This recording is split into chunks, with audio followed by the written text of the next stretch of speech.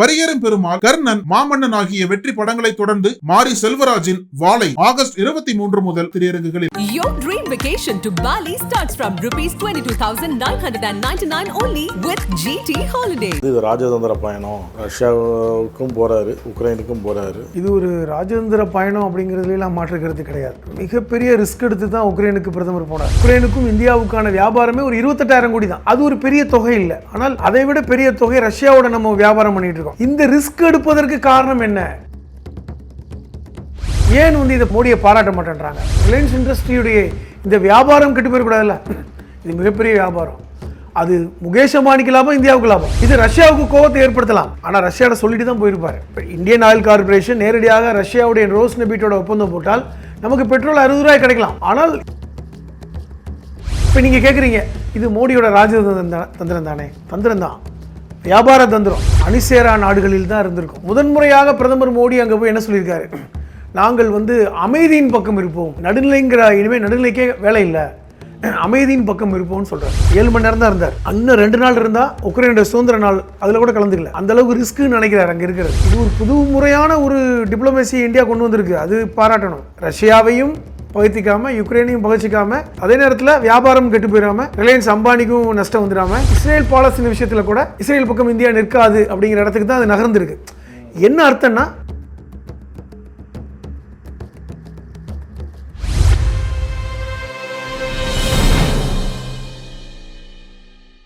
நக்கிர நேயர்களுக்கு வணக்கம். இன்று நம்முடன் கருத்துக்களை பகிர்ந்து இணைந்திருக்கிறார் மனிதநேய மக்கள் கட்சியின் மாநில அமைப்பு செயலாளர், எழுத்தாளர் புதுமுடம் ஹலீம் அவர்கள். வணக்கம் சார். வணக்கம். உக்ரைனுக்கு போயிட்டு வந்திருக்கிறார் பிரதமர் மோடி. இதை சிலர் விமர்சிக்கிறாங்க.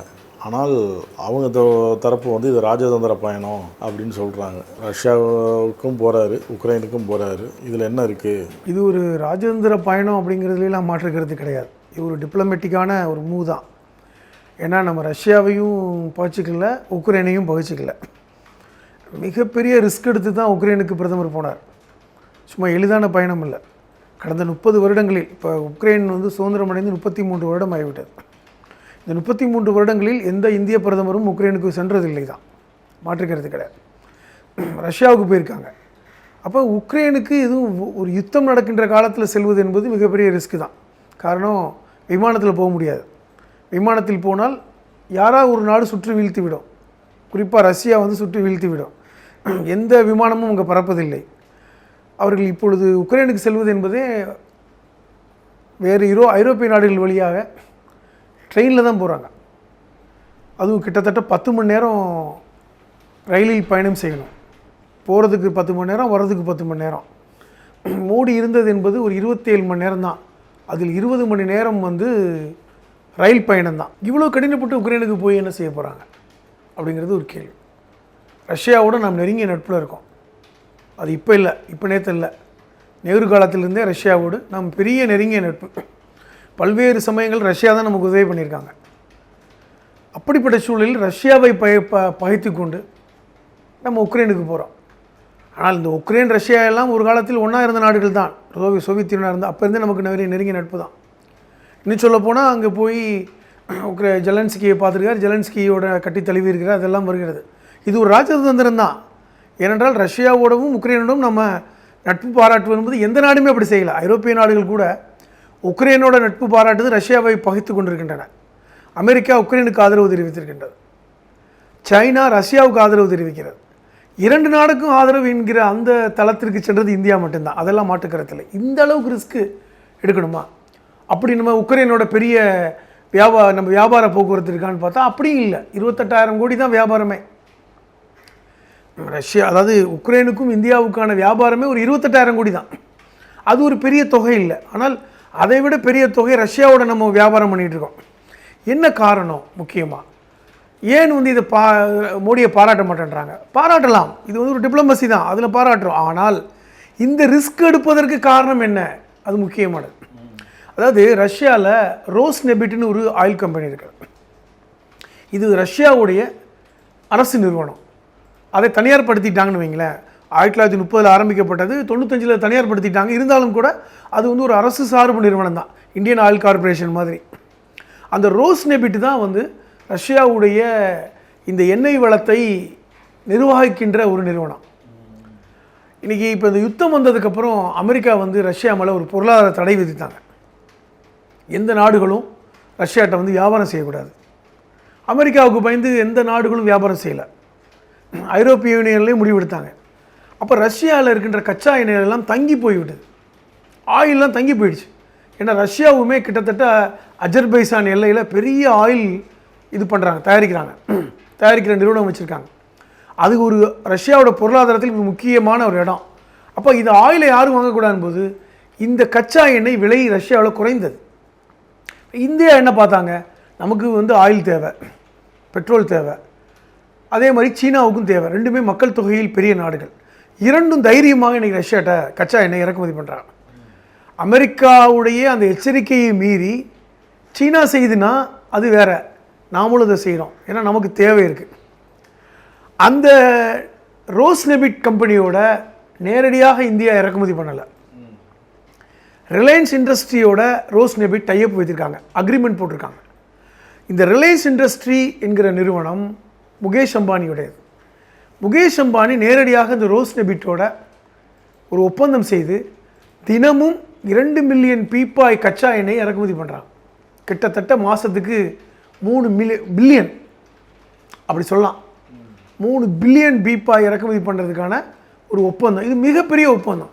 இதன் மூலமாக 2 லாபம் இருக்குது. ஒன்று, இந்திய அரசாங்கத்தில் இந்த பெட்ரோல் விலையை கட்டுப்படுத்துவதற்கு, பெட்ரோல் விலையை வந்து நம்ம மிச்சப்படுத்துவதற்கான வாய்ப்பை இந்திய அரசுக்கு இருக்குது. ஏன்னா இன்றைக்கி வரைக்கும் உங்களுக்கு தெரியும், கடந்த ஒரு 1.5 வருஷத்துக்கு மேலே பெட்ரோல் விலை ஏறலை, அப்படியே இருக்குது. இதற்கு காரணம் நம்ம இந்த ரஷ்யாவில் கச்சா எண்ணெய் இறக்குமதி பண்ணுறது தான். ஆனால் கருத்தாளர், ஒரு பொருளாதார நிபுணர்கள் என்ன சொல்கிறாங்கன்னா, ஒருவேளை இந்தியா நேரடியாக வந்து கச்சா எண்ணெய் இறக்குமதி செய்திருந்தால் பெட்ரோல் விலை குறைந்திருக்கும், 60 ரூபா போயிருக்கும்.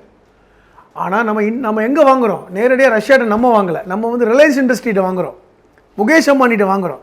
இடையில் ரஷ்யாவுக்கும் இந்தியாவுக்கும் இடையில் ஒரு புரோக்கராக முகேஷ் அம்பானி இருக்கார். அப்போ இது மிகப்பெரிய லாபத்தை முகேஷ் அம்பானிக்கு கொடுத்து கொண்டிருக்கிறார். அப்போ இங்கே எதுக்கு போனார் உக்ரைனுக்கு, ரஷ்யாவுக்கு போனார் ஏற்கனவே, அதெல்லாம் சரிதான்.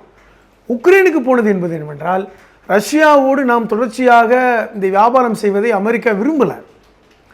சொல்லப்போனால் பிடன் அரசு, இப்போ கமலா ஹாரிஸும் ஒருவேளை வெற்றி பெற்றாலும் கூட அவர்கள் வந்து உக்ரைனோடு தான் நெருக்கமாக இருக்கிறார்.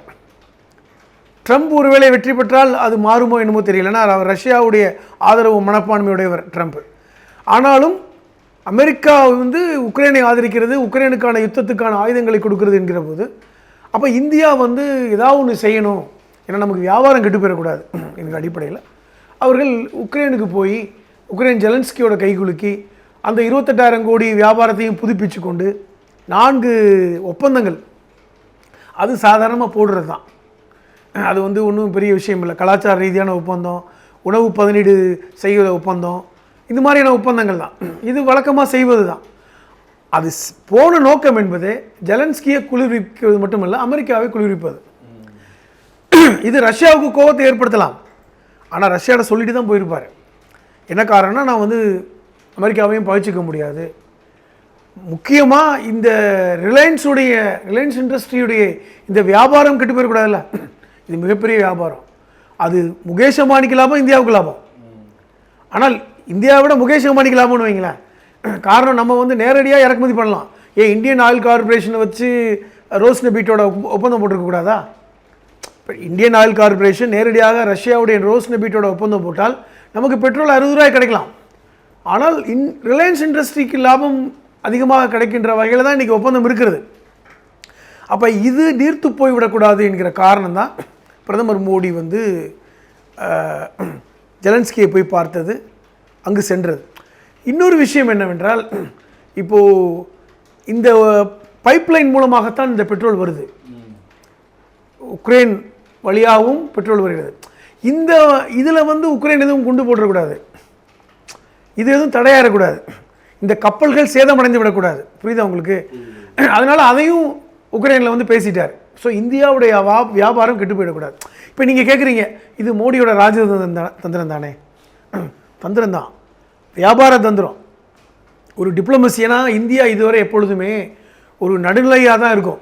நம்ம இதுவரைக்கும் சுதந்திரம் அடைந்த காலத்திலிருந்து அணிசேரா நாடுகளில் தான் இருந்திருக்கோம். முதன்முறையாக பிரதமர் மோடி அங்கே போய் என்ன சொல்லியிருக்காரு, நாங்கள் வந்து அமைதியின் பக்கம் இருப்போம். அவர் நடுநிலைங்கிற இனிமேல் நடுநிலைக்கே வேலை இல்லை, அமைதியின் பக்கம் இருப்போம்னு சொல்கிறார். அமைதியாக நாங்கள் இப்போ வந்து ரஷ்யாவுக்கும் உக்ரைனுக்கும் சண்டை இல்லாமல் ஆக்குறதுக்கு வேலையை பண்ணுவோமே ஒழிய நாங்கள் எந்த நாட்டுக்கும் சாதகமாக இருக்க மாட்டோம் அப்படிங்கிற சொல்கிறார்.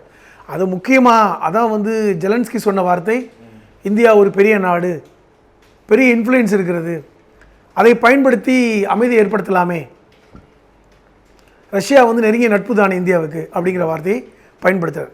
அதை விட நான் முக்கியமான ஒரு விஷயம் பார்த்தது என்னென்னா, உக்ரைனில் போய் வந்து மோடி பேசின பேச்சு 7 மணி நேரம் தான் இருந்தார். 7 மணி நேரம். இன்னும் 2 நாள் இருந்தால் உக்ரைனுடைய சுதந்திர நாள், அதில் கூட கலந்துக்கல. அந்தளவுக்கு ரிஸ்க்குன்னு நினைக்கிறார் அங்கே இருக்கிறது, இருக்க விரும்பலை. சில மணி நேரங்கள் தான் உக்ரைனில் இருந்தார். மகாத்மா காந்தி சிலை ஒன்று அங்கே இருக்கிறது உக்ரைனில். அந்த சிலை பார்த்தீங்கன்னா 1966-67களில் இந்திரா காந்தி பிரதமராக இருந்த பொழுது உக்ரைனுக்கு சென்ற இந்திய பிரதமர் அவர். அப்பொழுது எல்லாம் ஒரே நாடாக இருந்தாங்க. அப்பொழுது அந்த சிலை திறந்து வைக்கப்பட்டது. அங்கே போய் மகாத்மா காந்தியை வந்து புகழ்ந்து பேசிய அந்த வீடியோ அது ஒரு சர்ச்சையை உண்டாக்கியிருக்கிறது. ஏனென்றால் தேர்தல் சமயங்களில் எனக்கு காந்தி படம் பார்த்துட்டு தான் தெரியும்னு சொன்னவர் பிரதமர் மோடி. காந்தி படம் பார்க்கலன்னா நிறைய பேருக்கு காந்தியை தெரியாதுன்னு. ஆனால் அங்கே போய் இன்று காந்தியுடைய அகிம்சையை நான் கொண்டு வந்திருக்கிறேன் என்கிற பேச்சையும் பேசினார். இப்போ இதெல்லாமே வந்து ஒரு வகையான அரசியல் தான். மொத்தத்தில் ஜெய்சங்கர் ஒரு வார்த்தை சொல்லியிருக்கார், இது வந்து இந்தியாவோட டிப்ளமசி, இந்தியா வந்து ஒரு புதிய வெளியுறவு கொள்கையை வடிவமைக்குது, நாங்கள் இனிமேல் வந்து இந்த மாதிரியான டிப்ளமசியில் தான் செயல்படுவோம், எங்களுக்கு வந்து காரியம்தான் முக்கியம், எங்களுக்கு வந்து பிஸ்னஸ் முக்கியம், வியாபாரம் முக்கியம். ஸோ ஒரு வியாபாரத்தை முன்னிறுத்துவ விதமான ஒரு பயணமாக தான் நான் மோடியோட பயணத்தை பார்க்குறேன். 10 மணி நேரம் ட்ரெயினில் பயணம் பண்ணி போனார் அப்படின்னு சொன்னீங்க. போய் 7 மணி நேரம் தான் அங்கே இருந்தார். அவ்வளோ அவசரமாக திரும்ப வேண்டிய அவசியம் என்ன? கரெக்டு தான். போலண்டில் ட்ரெயின் ஏறினார். ஐரோப்பிய நாடான போலண்டில் தான் ட்ரெயின் ஏறினார். புல்லட் ப்ரூஃப் ட்ரெயின் தான். அதில் பல ஐரோப்பிய தலைவர்கள் அந்த ட்ரெயின் வழியாக தான் உக்ரைன் போகிறாங்க. யாருமே ஃப்ளைட்டில் போகிறதில்ல. 10 மணி நேரம் பயணம் ஆகுது. 10 மணி நேரம் போனார், வர்றதுக்கு 10 மணி நேரம். அங்கே இருந்தது வெறும் 7 மணி நேரம் தான். ஏன்னால் அங்கே இருக்கின்ற ஒவ்வொரு மணி நேரமும் ஆபத்து தான். இன்னைக்கு கூட தாக்குதல், இன்றைக்கி கூட வந்து 30 மாடி கட்டடம் தாக்குதல் நடந்திருக்கு. இன்னும் சொல்லப்போனால் 1-2 தினங்கள் இருந்திருந்தால் உக்ரைனுடைய சுதந்திர தினத்தில் கலந்துக்கலாம். அதில் கூட கலந்துக்கல. ஏன்னா ஜெலன்ஸ்கி வந்து இருந்துட்டு போக தான் சொன்னது, சுதந்திர தினத்தில் கலந்து கொள்ள வேண்டும் என்று. அதை வந்து மோடி ஏற்றுக்கல. ஏனென்றால் அது ரஷ்யாவுக்கு வந்து கோபத்தை உண்டாகும். ஏன்னா யுஎஸ்எஸ்ஆர் பிரிந்து நாடுகளாக பிரிந்ததெல்லாம் ஒரே நாள், அந்த நாள் தானே. யுக்ரைனுக்கு இப்போ சுதந்திரம் தான், அன்றைக்கி தான் ரஷ்யாவுக்கும் சுதந்திரமாக இருக்க முடியும். அதை அவங்க விரும்ப மாட்டாங்க. அப்போ 7 மணி நேரம் மட்டும் இருப்பதற்கான காரணம் என்பது பாதுகாப்பு குறைபாடு தான். ஏன்னா வந்து பிரதமர் மோடி அவர்களை பாதுகாக்க வேண்டிய பொறுப்பு உக்ரைனுக்கு இருக்கிறது. அது ஒரு கடினமான சூழல். இப்போ 30 மாடி கட்டிடத்தை தூக்கி குண்டு போட்டாங்கன்னா அவர் எங்கே வேணாலும் குண்டு போடுறதுக்கு வாய்ப்பு இருக்குல்ல. அந்த பாதுகாப்பு குறைபாடு பிரச்சனை. அதனால் 7 மணி நேரத்துக்கு மேலே இருக்க முடியாமல் கிளம்பிட்டார். பொதுவாக எல்லா நாட்டு தலைவர்களுமே அவ்வளோ நேரம் தான் இருக்கிறாங்க. ஐரோப்பிய நாட்டு தலைவர்களுமே அதிக நாள் இருக்கிறதில்ல. போனால் பேசிட்டு அன்றைக்கே வந்துடுறாங்க. இப்படி ஒரு சூழல் தான், யுத்த சூழல் தான் இருக்குது. நான் என்ன சொல்ல வரேன்னா, இது ஒரு புது முறையான ஒரு டிப்ளமேசியை இந்தியா கொண்டு வந்திருக்கு. அது பாராட்டணும்.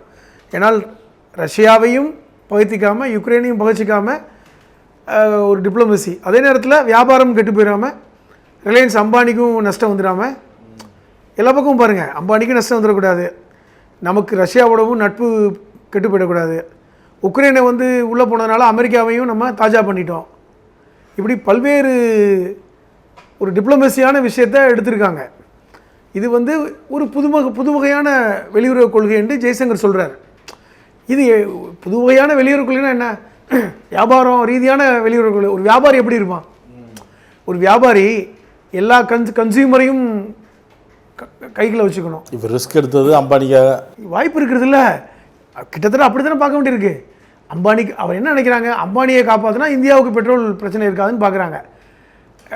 ரிலையன்ஸ் அம்பானியை வந்து அவருடைய வியாபாரத்தை நீங்கள் காப்பாற்றிட்டீங்கன்னா அது இந்தியாவுக்கு நலன் பயக்கும்னு நினைக்கிறாரு. நான் என்ன கேட்குறேன், ஒன்று தான், ஏன் இந்தியன் ஆயில் கார்பரேஷன் ரோஸ்நெபிட்டோட டைப் வைக்கல?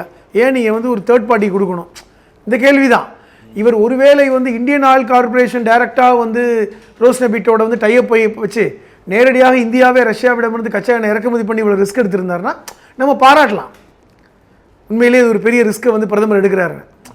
அதனால் வந்து அதையும் நம்ம கவனத்தில் கொள்ளணும். மொத்தத்தில் வந்து இந்த வெளியுறவு கொள்கை இனி எல்லா நாடுகளிலும் எதிரொலிக்கும் என்கிற ஜெய்சங்கர் சொல்கிறார். இனிமேல் நம்ம வந்து எதிரி கிடையாது. அப்போ நீங்கள் பாலஸ்தீன இஸ்ரேல் விஷயத்துலையும் இது எதிரில் இல்லை. இப்போ நம்ம இஸ்ரேலோட நீங்கள் நல்லா கவனிங்க, ஆரம்பத்தில் இஸ்ரேலுக்கு நம்ம ரொம்ப சப்போர்ட் பண்ண இடையில இப்போ வந்து நம்ம நடுநிலைங்கிற இடத்துக்கு வந்தோம். இப்போ வந்து என்ன சொல்லிட்டோம், அமைதியின் பக்கம் நிற்கிறோன்னு சொல்லிட்டோம்.